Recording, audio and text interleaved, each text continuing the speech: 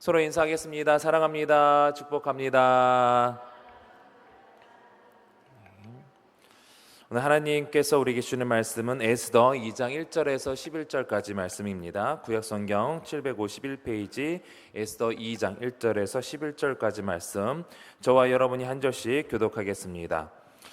그 후에 아하수에로 왕의 노가 그침에 와스디와 그가 행한 일과 그에 대하여 내린 조서를 생각하거늘 왕의 측근 신하들이 아뢰되 왕은 왕을 위하여 아리따운 처녀들을 구하게 하시되 전국 각 지방의 관리를 명령하여 아리따운 처녀를 다 도성 수산으로 모아 후궁으로 들여 궁녀를 주관하는 내시 해계의 손에 맡겨 그 몸을 정결하게 하는 물품을 주게 하시고 왕의 눈에 아름다운 처녀를 와스디 대신 왕으로 삼으소서 하니 왕이 그 말을 좋게 여겨 그대로 행하니라. 도성 수산에 한 유다인이 있으니 이름은 모르드게라. 그는 베냐민 자손이니 기스의 증손이요 시므의 손자요 야일의 아들이라. 전에 바벨론 왕 느부갓네살이 예루살렘에서 유다 왕 여고냐와 백성을 사로잡아 갈 때에 모르드게도 함께 사로잡혔더라. 그의 삼촌의 딸 하다사 곧 에스더는 부모가 없었으나 용모가 곱고 아리따운 처녀라. 그의 부모가 죽은 후에 모르드게가 자기 딸같이 양육하더라. 왕의 조서와 명령이 반포됨에 처녀들이 도성 수산에 많이 모여 해계 수하에 나아갈 때에 에스더도 왕궁으로 이끌려가서 궁녀를 주관하는 해계 수하에 속하니 해게가 이 처녀를 좋게 보고 은혜를 베풀어 몸을 정결하게 할 물품과 일용품을 곧 주며 또 왕궁에서 은혜 주는 7 궁녀를 주고 에스더와 그 궁녀들을 후궁 아름다운 처소로 옮기더라. 에스더가 자기의 민족과 종족을 말하지 아니하니 이는 모르드게가 명령하여 말하지 말라 하였음이라. 다 같이 모르드게가 날마다 후궁 뜰 앞으로 왕래하며 에스더의 안부와 어떻게 될지를 알고자 하였더라. 아멘. 네, 오늘 말씀은 에스더 2장 1절에서 11절 말씀으로 제목은 블라인드 처리라는 제목으로 말씀을 전하도록 하겠습니다. 블라인드 뭔지 아시죠? 그냥 쉽게 집에 있는 걸로 생각을 하시면 창문에 있는 블라인드 이렇게 커튼을 생각하시면 됩니다. 뭘 가리나요? 햇볕을 가리죠. 햇볕이 눈부실까봐 햇볕을 가리는 역할이 이제 블라인더의 역할입니다. 무언가를 보이지 않게 또는 가리는 것을 이제 블라인드 처리라고 그러죠. 그래서 우리가 이제 어떤 영상을 볼 때에 이제 사람의 얼굴에 이제 막 모자이크 처리된 경우가 나오잖아요. 그 경우 이제 그 사람이 나는 방송에 나가는 걸 원치 않는다, 원한다 이런 것에 동의를 안 하고에 따라서 그 사람은 동의를 안 한 사람들이기 때문에 이제 얼굴을 가려준 거죠. 또 이제 공공방송에서 이제 간접 광고가 될 수 있는 여러 이제 브랜드들이 있지 않습니까? 메이크업 그런 부분들을 가리는 것도 공공성에 어긋나기 때문에 이제 가운데 뭐 스티커를 뭐 검은 테이프를 붙여놓는다든지 아니면은 뭐 모자이크를 처리를 한다든지 이런 것들이 쉽게 이제 가리는 블라인드 처리라고 그러죠. 또 이제 블라인드 면접이라는 말도 아시죠? 기업에서 어떤 이제 편견을 없애고 공정성을 위해서 이제 면접을 볼 때 블라인드 면접을 본다라고 합니다. 그래서 이제 이력서의 내용을 다 이제 블라인드 처리를 하는 거예요. 안 보이게 하고 면접관들이 이 스펙과 관련된 내용을 이제 질문하지 않는 방식입니다. 그래서 면접관이 지원자의 학력, 출신 지역, 성별, 나이 등을 알고 있으면 어떻게 하겠습니까? 아무래도 우리 같은 지역 사람이야 라고 했을 때에 그 사람을 더 우선해서 보지 않겠습니까? 우리 무슨 동문 출신이야 그러면은 그 사람을 아무래도 한 번 더 그러면서 이렇게 보게 되는 것이 사람의 성향이기 때문에 그런 부분들을 이제 공정성을 위해서 이제 과감하게 가리고 그런 직무와 무관한 개인정보를 다 가린 상태에서 제대로 된 사람을 뽑고자 해서 이런 방식을 이제 쓰게 되는 것입니다. 그렇게 함으로써 또 이제 공정성이 공정한 방식으로 또 사람을 뽑게 되는 것이죠. 제가 아는 이 목사님의 이제 사모님도 그 목사님의 어떤 목회 환경이 좀 어려워지다 보니까 사모님이 이제 취업의 필요성을 느끼셨어요. 그래가지고 어디를 취업해야 될까 했는데 그때 마침 지역에 있는 농협에서 블라인드 면접을 통해 신입사원을 뽑는다라는 이제 공고가 난 겁니다.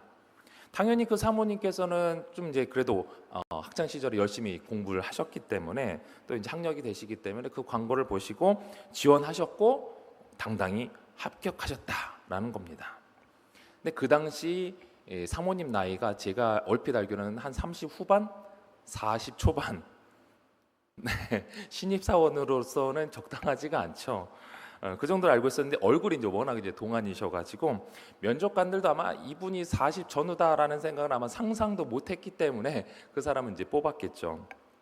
이제 나이가 공개되었다면 단번에 탈락되었을 것인데 이 사모님은 그 혜택을 누린 겁니다. 그러나 이제 아직은 우리나라가 어떤 이 그 나이에 부하 직원과 또 상급자들의 어떤 나이를 보는 부하 직원이 나이가 많다라고 하는데 아무래도 서로가 이제 껄끄럽지 않겠습니까? 그러면서 이제 그런 어떤 그 눈치를 받고 있었다. 저기 들어가서 직장에 들어가서 눈치를 받으면서 일하고 있었다. 그런 이제 고충을 얘기했던 것들이 이제 기억이 나는데요. 저는 오늘 이제 이 본문을 보면서 이런 이제 블라인드 면접의 혜택을 이 최초로 누린 사람이 바로 이 에스더가 아닐까라는 생각을 해보게 되었습니다. 오늘 본문은 이제 천천히 살펴보면서 우리가 그 이유를 살펴보도록 하겠는데요. 오늘 본문의 사건은 아하수에로 왕의 왕후였던 와스디가 폐위되고 한 2, 3년 정도 지난 시점의 상황입니다. 1장 3절을 보게 되면은 아하수에로 왕이 된 지 한 3년째의 그 잔치를 벌였다. 그리고 그 잔치를 통해서 와스디 왕후가 폐위된 사건이 있었는데 에스더가 왕후 자리에 오른 것은 이후에 이제 2장 16절 17절 보게 되면 이 아하수에로 왕이 된 지 한 7년째 되는 해에 이 에스더가 왕후가 됐다라는 것을 볼 때에 이 왕후가 이 간격 이 사이에 그리고 이 왕후 후보들을 모집하고 그 후보자들을 1년간 또 케어하는 이런 것들을 봤을 때 그 시간을 빼게 되면은 이 와스디 왕후가 폐위된 지 한 2, 3년 뒤에 시간이 흐른 것으로 우리는 본문을 통해 추정을 할 수가 있습니다. 근데 이 상황에서 이 시점에서 역사를 보게 되면 이때 아하수에로 왕은 그리스 정복에 나섰다가 아마 이 앞에 1장에서 나오는 그런 성대한 잔치 이후에 그들을 이제 다독여서 또 정비를 해서 그리스 정복을 위해서 전쟁에 나갔던 것 같은데 그때의 그 살라미스 해전에서 대패를 했다라는 역사적인 그런 기록들을 봤을 때 또 그 전쟁으로 인해서 국고도 이제 바닥나지 않았겠습니까? 그러면 그것으로 인해서 국민들의 신뢰는 바닥으로 떨어졌을 겁니다. 국민들의 신뢰를 잃어버렸을 이런 상황에서 그 전에 1장을 보면 우리는 앞만 보면서 승승장구했던 이 아하수에로의 모습을 우리가 보지 않았습니까? 그리고 그로 인해서 성대한 잔치를 6개월 동안 그렇게 벌였던 거예요. 그 자랑하기 위해서 내가 이런 왕이다 라는 것들을 자랑하면서 그러면서 동시에 또 내 왕후는 우리 왕비는 얼마나 아름다운지 아느냐 그렇게 술 취한 상황에서 이렇게 술주정을 보이다가 결국 이제 왕후가 이제 폐위된 것 아니겠습니까? 근데 지금은 이 전쟁의 대패로 그의 사기가 한풀 이제 꺾인 상황인 것이죠. 당시 대제국 이 페르시아의 왕으로서 모든 것을 다 자기 뜻대로 할 수 있었던 것 같았는데 그렇게 해서 성대한 잔치도 베풀었었는데 지금은 전쟁에서도 패하고 또 2, 3년 전의 일을 생각해 보니까 그러고 보면 내가 이 전쟁에서의 승리뿐만 아니라 한 여인의 마음조차도 제대로 내 마음대로 할 수가 없었구나 이런 부분들을 생각하지 않았을까요? 그런 상황에서 오늘 본문 1절 우리 같이 한번 읽어보도록 하겠습니다. 시작. 그 후에 아하수에로 왕의 노가 그침에 와스디와 그가 행한 일과 그에 대하여 내린 조서를 생각하거늘. 아멘. 아하수에로 왕이 이 와스디에 대한 생각을 한 겁니다. 그에 대해서 세 가지를 생각하는데 와스디 그녀 자체를 생각하고요. 1장에서 보면 이 와스디의 용모를 자랑했다라고 한 거 보면은 얼마나 아름다웠는지 아마 그 용모를 생각했을 겁니다. 그리고 와스디가 그가 행한 일, 그녀가 행한 일, 그녀가 평소에 어떤 행실을 했는지, 여기서 아마도 이 잔칫날 내가 오라고 했는데 그 명령에 불순종했던 그 일들을 아마 의미하는 것으로 보이는데, 그 행한 일과 또 그에 대하여 그 일로 인하여서 내린 조서를 생각했다라고 말합니다. 그 결과로 인해 자신이 내렸던 그 결정, 그 조서만 안 내렸으면 되돌릴 수 없는 조서잖아요. 명문을 한 거잖아요. 그것만 아니었으면 어떻게든 다시 이 와스디 왕후를 제자리에 앉힐 수도 있었을 텐데, 되돌릴 수 없게 만들었던 그 사건, 그 모든 것들을 생각하면서 와스디가 잘못한 게 아니라 내가 너무나 성급한 결정을 내렸었구나.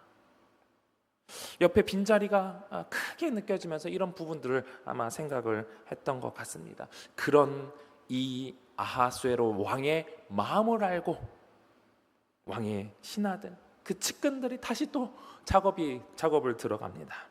본문 2절에서 4절 말씀입니다. 시작.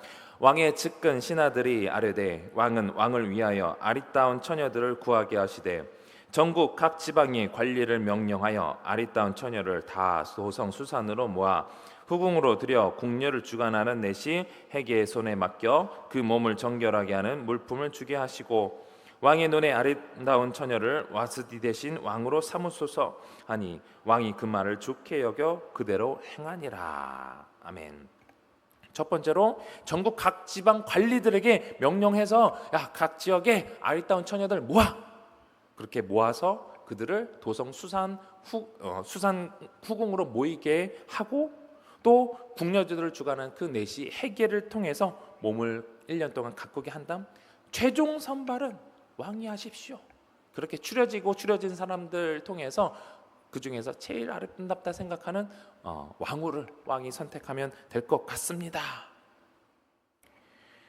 당시 페르시아의 전통적 법도에 따르면 페르시아 왕은 반드시 페르시아 여자와 결혼해야만 했다고 합니다. 특히 이 왕후는 반드시 당시 페르시아의 7대 귀족이 있었나 봐요. 7대 귀족 가문 출신 중에서 선택되어야 한다라고 했었다고 합니다. 그렇기 때문에 1장에서 조언했던 무무관이라는 그 신하가 술에 취했던 그 분노한 이 왕의 심기를 이용해서 왕후를 폐위해야 된다라고 하고 설득해서 아마 자기 측근, 그 무무관이라는 사람의 측근의 어떤 7대 귀족 그런 자녀들을, 자신의 딸이든지 아니면 측근의 사람들의 딸이라든지 그들을 왕으로 세워서 자기의 입맛대로 이제 주물락주물락 이렇게 움직이려고 했던 그런 계략도 없지 않았을까, 우리 충분히 생각할 수가 있는 겁니다. 그런데 2장에서 보면은 그 앞에 조언했던 그 신하들의 이름이 거론되고 있지 않죠. 앞에서는 그 넷이 7명 그리고 신하 7명 이 이름이 다 언급됐었는데 그런 부분들이 전혀 없는 것을 보게 되면 아마 아하수에로 왕이 그 당시 그릇된 결정을 내렸었기 때문에 아마 그에 따른 대가를 치르고 있지 않을까 생각이 됩니다. 그런 상황이 반영이 된 상태에서 이 왕의 마음을 읽은 거예요. 신하들, 옆에 있던 측근들이 또. 그래서 이렇게 조언을 하는 거죠. 왕의 생각은 분명히 왕후를 구하는 거다. 옆에 빈자리가 너무 크게 느껴지는 이 왕의 모습을 봤을 때 왕후를 구하는 거다. 근데 왕의 성향을 봤을 때 그 자격은 아리따운 여성. 왕의 마음은 왕후를 구해야 되는데 이 마음을 신하들이 읽은 거예요. 그래서 그러려면 귀족이고 뭐고 출신 성분 따지지 않고 왕이 좋아할 만한 외모만 기준으로 해서 아리따운 처녀 그거면 돼. 이 기준으로 왕후 후보를 전국에서, 이 범위가 커지잖아요.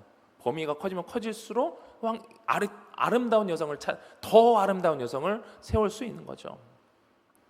그렇게 찾아 모읍시다 라고 했을 때에 당연히 왕은 오케이 좋아, 근심하던 모든 것 다 사래. 왕후 있어야 되는데 이런 마음에 신하들의 조언을 해서 오케이 이렇게 기분이 좋아진 거예요. 아리따운 여성을 좋아하는 이 왕의 심기를 잘 살핀 이 측근들에 의해서 모든 것들이 사실은 하나님의 계획대로 착착착 진행되고 있는 것이죠. 그런 가운데 이 모르드게라는 인물이 소개되고 있습니다. 5절, 6절입니다. 시작. 도성 수산에 한 유다인이 있으니 이름은 모르드게라. 그는 베냐민 자손이니 기스의 증손이요 시므이의 손자요 야일의 아들이라.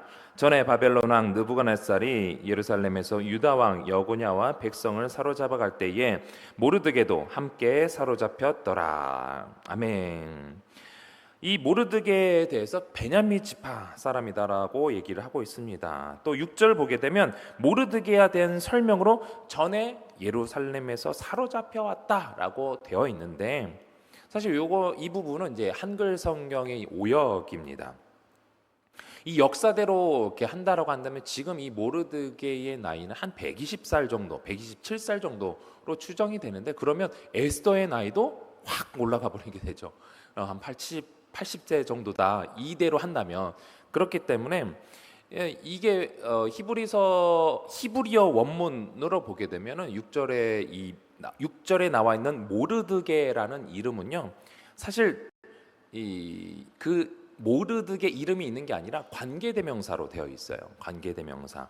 이 앞에 나왔던 사람들에 대한 어떤 수식어로서 이 관계대명사를 쓰게 되는데요. 그렇기 때문에 5절에는 이제 베냐민 자손이니 기스의 종손이고 시므이 뭐 이렇게 그 모르드게 조상들이 나오지 않습니까? 그러니까 처음에 왔었던 그 기스라는 사람의 수식어로서 이 관계대명사가 사용됐다. 그러면은 기스가 예루살렘에서 사로잡혀 왔고 기스의 후손 또 한 4대에 걸쳐서 왔을 때 이 그 4대 후손 4에서 5대 후손으로서 이 모르드게가 이제 현재 이 지역에서 살고 있다. 그런 부분들을 설명하고 있는 것인데, 이 5절 6절에서 말하고자 하는 바가 무엇이냐면은 이 도성 수산에 살고 있는 이 유다인들이 포로기 때, 이스라엘의 포로기 때 잡혀온 유다인들이다. 이것을 간접적으로 설명하고 있는 거예요. 하나님의 백성이라고 하는 이 유다인들. 근데 이들은 과거에 바벨론의 포로로 잡혀와서 현재 이 땅에 살고 있다라는 것이죠. 타국에서 살고 있는 이 유다인들이 아마 그 땅에서 살아가면서 아마 이런 생각을 했을 겁니다. 예루살렘에서 역사하셨던 그 하나님, 과연 이 머나먼 타국 땅에서도 하나님이 살아 계실까? 이런 의문을 품고 살아가고 있을 이들을 향한 하나님의 그 계획이 이제 실현될 것을 우리는 기대할 수 있게 되는 말씀입니다. 예루살렘뿐만 아니라 장소를 떠나서 어디에나 계시고 또 어디서나 역사하시는 그 하나님, 그것을 우리는 이 에스더서를 통해서 발견할 수 있는 겁니다. 그래서 이제 드디어 에스더가 등장하는데, 에스더를 등장시키기 위해서 5절 6절에 이제 모르드게가 소개됐던 것이죠. 이어서 7절 말씀 같이 읽어보겠습니다. 그의 삼촌의 딸 하다사 곧 에스더는 부모가 없었으나 용모가 곱고 아리따운 처녀라. 그의 부모가 죽은 후에 모르드게가 자기 딸같이 양육하더라. 아멘. 에스더는 별이라는 페르시아식 이름이고, 그의 본명은 이제 하다사이죠. 모르드게의 사촌 관계인 에스더는 부모가 없었기 때문에 이 모르드게가 양딸로 삼아서 양육했다라고 말하고 있습니다. 먼 타국의 포로로 잡혀왔던 그 민족 출신, 유다 민족 출신, 부모도 없는 고아, 이것이 에스더에 대한 설명입니다.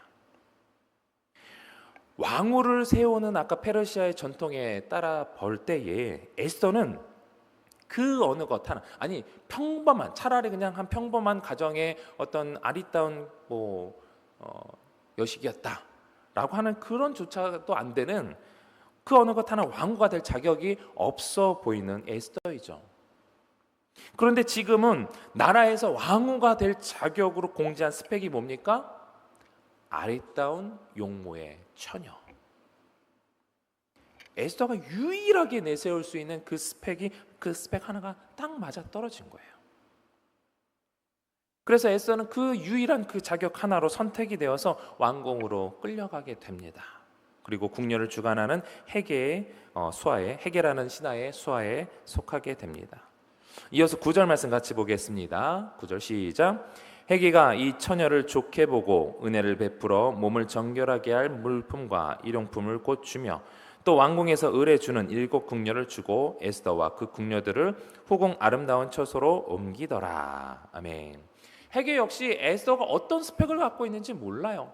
그저 나라에서 공지한 스펙, 아리따운 용모면 된다, 아리따운 용모의 처녀면 된다, 그거 보고 이 정도 외모면 괜찮겠다라고 생각을 해서 은혜를 베풀어서 잘 관리할 수 있게 돌봅니다.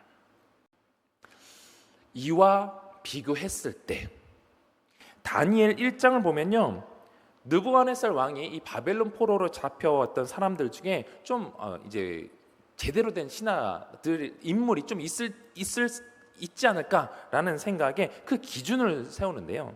다니엘 1장 3절 4절 말씀 같이 읽어보겠습니다.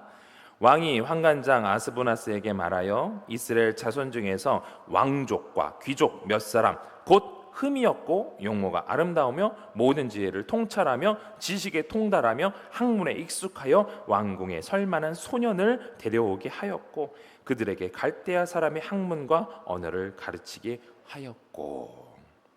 자, 이 내용을 보게 되면요, 출신 중요하죠, 외모 중요하죠, 지식, 학문, 나이 중요하죠. 이런 모든 자격을 갖춰야만 신하로 쓰겠다. 여러 스펙들이 필요해. 그것을 뚫고 그 나라의 총리가 된 게 이 다니엘입니다. 다니엘. 근데 에스더는 그 외모 하나로 이 모든 걸 다 프리패스한 거예요. 출신, 그런 자기의 신분 등이 가려진 채로 블라인드 처리된 상태로 왕후 후보가 될 자격을 얻은 겁니다. 하나님께서 에스더를 이 왕으로 세우고자 모든 것을 주관하시고 다 그렇게 세팅을 한 거죠. 그런 가운데 오늘 본문 10절 보게 되면 모르드게가 에스더에게 했던 당부가 나옵니다. 10절. 에스더가 자기의 민족과 종족을 말하지 아니하니 이는 모르드게가 명령하여 말하지 말라 하였습니다. 민족과 종족 말하지 말아라. 이 모르드게가 당부한 겁니다. 당시 이제 페르시아 사람들은 당시 세계에서 유일하게 유일신을 섬겼던 이 이스라엘 사람들에 대해서 어느 정도 좀, 지금도 그렇잖아요. 기독교인들이 좀 배타적인 그런 성향이 있잖아요. 오직 하나 예수님만 믿어야 된다고 하니까. 그래서 당시의 사람들도 이런 배타적인 부분들이 있었던 것이죠. 그래서 모르드게는 이를 염려한 겁니다. 왕후 후보가 되려면 또 1년간의 그 관리 기간이 필요한 건데 이 기간에 에스더의 출신이 알려지면 거기서 또 걸러질까봐, 탈락이 될까 조심스럽게 이렇게 당부를 한 것이죠. 지금까지 이 과정 하나하나에서 우리는 하나님께서 이 주도적인 어떤 섭리가 있었다라는 것을 우리는 볼 수가 있어요. 본문에서 하나님 한 번도 안 나옵니다. 그리고 기도도 안 나와요. 근데 전체적으로 봤을 때 계속 그래도 뭔가 하나님께서 이렇게 이루어 가시는구나 라는 그런 거는 느껴지는데 그런 부분이 전혀 없어요. 그러니까 이 지역에 살고 있었던 유다인들에게도 마찬가지였을 겁니다. 분명히 하나님께서 뭔가 안 하시는 것 같은데 일하셨으면 좋겠다는 그런 바람들은 있지만 분명히 보이지 않는 가운데 하나님께서 일하고 계시다라는 것을 보여주는 것이 바로 이 에스더서라는 것입니다. 처음부터 1장에서 봤을 때에 아수에로 왕의 교만함 때문에 그 잔치가 벌어졌고요. 그리고 그 잔치 가운데 술에 취해서 결국 왕후를 폐위하는 사건이 일어났습니다. 그 가운데 왕후를 이 자리에 올려했을 때 왕후는 불순종했고 또 그 인으로 의해서 이 간신들이 이 기회를 삼아보자 해서 왕후를 폐위시키는 사건, 이후에 그리스와의 전쟁에서 패배하는 사건, 다시 또 이 신하들의 조언을 통하여서 왕후를 뽑아야 되는데 그냥 아리따운 녀석, 이렇게 되는 이 모든 과정들을 통하여서 하나님께서 주관하시고 인도하여는 그런 역사들을 우리는 보게 되는 것입니다. 모르드게는 이 유다인들이 이방인과 결혼한 것은 율법의 규례에 어긋나다는 것을 알고 있을 겁니다. 그런데 이미 이 왕후 후보로 에스더가 끌려간 이상 왕후가 되거나 아니면 그곳에서 혼자 왕후가 되지 않고 혼자 솔로로 살게 되거나, 하지만 그 가운데서 하나님께서 하실 일들을 막연하게 기대하고 있음을 이후에 또 이제 이 모르드게의 고백을 통해서 우리는 볼 수가 있어요. 하나님께서는 때때로 사람들이 우리의 허물을 못 보게 하셔서라도 하나님의 일을 이뤄가게 하시기도 합니다. 또한 하나님께서는 아무도 알아주지 않는 우리의 어떤 일들을 사람들 앞에서 부각시켜서 하나님께서 하시고자 하는 일들을 이루어 가시기도 합니다.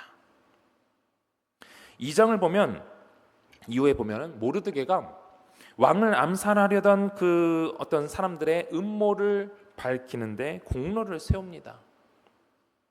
근데 그때는 그 일이 묻혔어요. 모르드게 공로를 세웠음에도 불구하고 그냥 어느 선에서 그냥 마무리되고 묻혔습니다.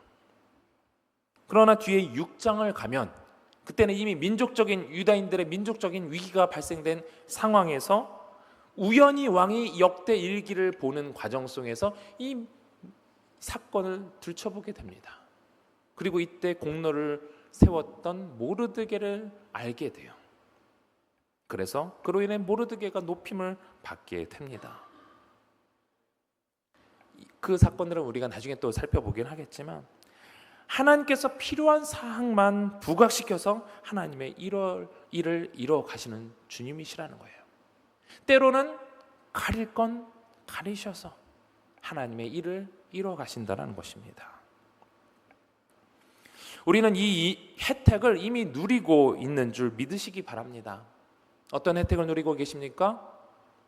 골로새서 2장 13절 14절 말씀입니다. 같이 읽어보겠습니다. 또 범죄와 육체의 무할례로 죽었던 너희를 하나님이 그와 함께 살리시고 우리의 모든 죄를 사하시고 우리를 거스르고 불리하게 하는 법조문으로 쓴 증서를 지우시고 제하여 버리사 십자가에 못 박으시고. 아멘. 대략적인 내용이 파악이 되셨겠지만 다시 한번 조금 더 이해하기 위해서 다른 번역본 현대어 성경 버전으로 이 본문을 다시 한번 읽어보도록 하겠습니다. 시작.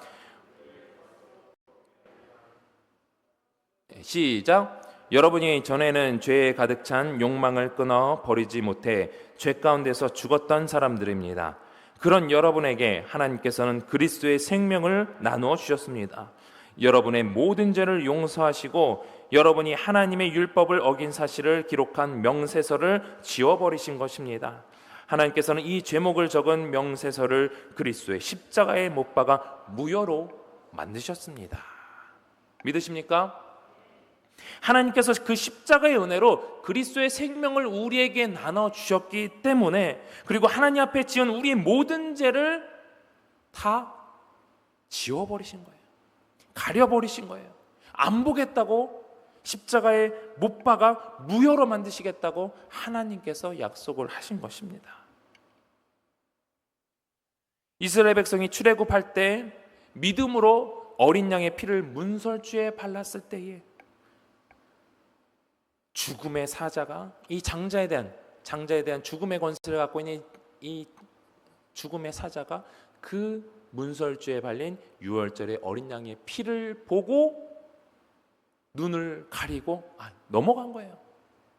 그것이 유월절의 의미 아니겠습니까? 넘어간다. 우리 찬송가 265장도 찬양하지 않습니까? 내가 그 피를 유월절 그 양의 피를 볼 때에 내가 너를 넘어가리라. 죽음의 권세가 넘어가는 겁니다. 블라인드 처리되어서 가리워져서 우리의 보아서는 안 될, 있어서는 안 될 그 모든 죄악들을 넘어가 버린 거예요. 블라인드 처리는 거죠. 안 보겠다 결심 단언하신 그 십자가의 은혜로 그 은혜가 우리 가운데 주어진 것입니다.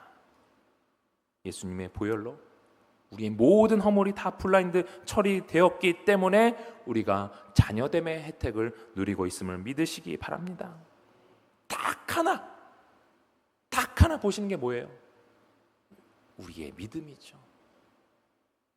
하나님께서 행하신 그 모든 일들을 믿는 그 믿음 하나만 보고 나머지 우리가 어떻게 살았든 어떤 엉망진창으로 살았든 안 보시겠다는 거예요. 하나님께서 우리의 모든 것을 다 보신다면 이 자리에 있을 수 있는 사람 아무도 없죠. 우리의 믿음, 그 믿음만을 보시기에 하나님의 백성의 특권을 누리게 된 것을 다시 한번 믿음으로 고백하며 또 감사할 수 있는 여러분들이 되시길 바랍니다. 우리는 계속해서 우리를 자녀 삼아주신 주님의 은혜에 감사함으로 우리가 이후의 인생을 살아가야 하는 겁니다. 물론 그런 삶에서도 여전히 불순종된 모습이 있어요. 그러나 그것도 보지 않겠다. 그렇다고 해서 우리가 막 나가는 것이 아니라 그 은혜에 감사하며 날마다 주님 앞에 한 걸음 한 걸음 다가가는 삶을 살아가야 하는 것이죠. 이런 믿음 가운데 오늘도 우리의 모든 허물을 가리워 주신 주님께 감사함으로 우리의 믿음이 더욱더 성장했으면 좋겠습니다. 우리의 믿음이 성장한다는 것은 더 예수님을 붙드는 거예요. 더 예수님께 가까이 달라붙어 있는 겁니다. 예수님께 가까이 붙어서 주님께서 원하시는 삶이 무엇입니까? 가까이 친한 친구들끼리 붙어 있으면 어떻게 돼요? 이 친구의 눈빛만 봐도 뭐 원하는구나. 딱 눈빛만 봐도 떡볶이 먹으러 가자는 거구나. 마찬가지로 예수님께 딱 붙어 있어야 주님 이거 원하시는구나. 이거 원하지 않으시는구나 알게 되는 겁니다. 그렇게 주님과 함께 한 걸음 한 걸음 믿음으로 걸어갈 수 있는 여러분들이 되시기를 주님의 이름으로 축원합니다. 우리 주신 말씀 기억하면서 함께 기도하겠습니다. 우리의 모든 죄를 다 덮어주신 가리워주신 주님의 그 보혈의 은혜를 기억하고 감사하며 모든 역사를 주관해 가시는 주님을 바라볼 때 때로는 나의 선한 행동이 가리워져도 그것으로 불만 삼지 않고 감사하고 또 그것이 드러나도 또 그것을 통해서 하실 그 하나님의 일들을 기억하며 감사하며 온전히 하나님의 일하심을 신뢰하는 우리들 되게 해달라 기도하시고 우리 담임 목사님의 안식월 기간 또 영육간의 강건함을 위해서 또 다음 세대를 위해서 기도하시고 특별히 남아있는 유년부 캠프와 청년부 캠프를 위해서 기도하시고 이번 주 금요일에 있는 8월 월상 예배를 위해서 또 교회 부흥을 위해서 또 둔촌동 시내가 활짝 열리게 해달라고 또 각자가 가지고 온 기도 제목을 넣고 우리 주님 세 번 간절히 부르고 통성으로 기도하겠습니다. 주여 주여 주여